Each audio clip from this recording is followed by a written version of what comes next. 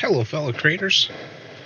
Today I'm going to put together a zoom out effect, but what I'm going to do is I'm going to generate this with expand fill only. So I'm going to start off here with a girl blowing bubbles in her living room, and the effect would be to zoom out into a frame that will zoom out into an environment and then back into the frame that's in the room so that I can create a looping video.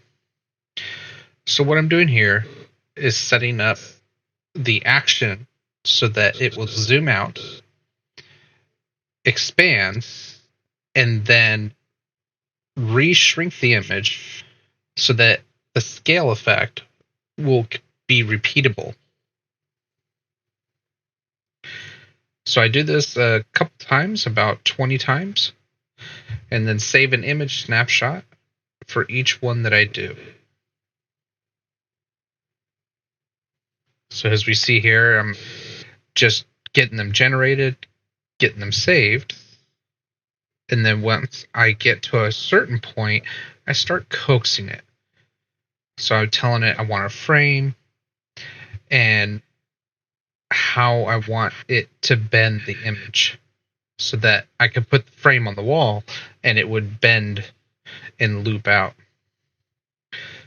So this would be video 1 in the 2 videos that I'm going to do.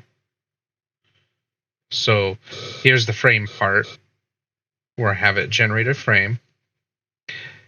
And I'm trying to do as minimal coaxing as possible. So that way it's all 100% AI.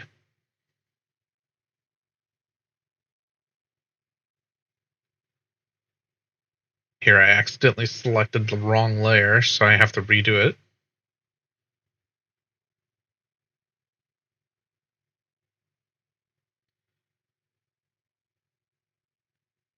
And then a little bit later, I'll coax it again, just so that way it gets the second frame in.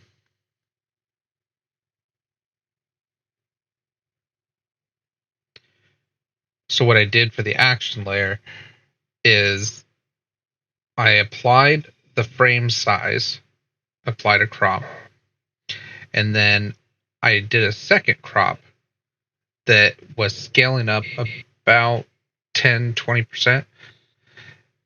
And then after that, I deselected and then did image size and then reset it back to my 2000 pixels wide.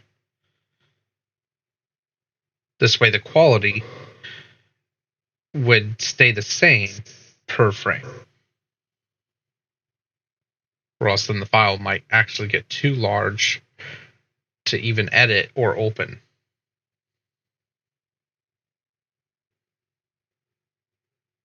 And as you see here, I'm actually able to build the second frame, and I'm going to take all these files into After Effects. But I'm going to hold this up for the second video. So I want you guys all to stay creative and keep your imaginations open.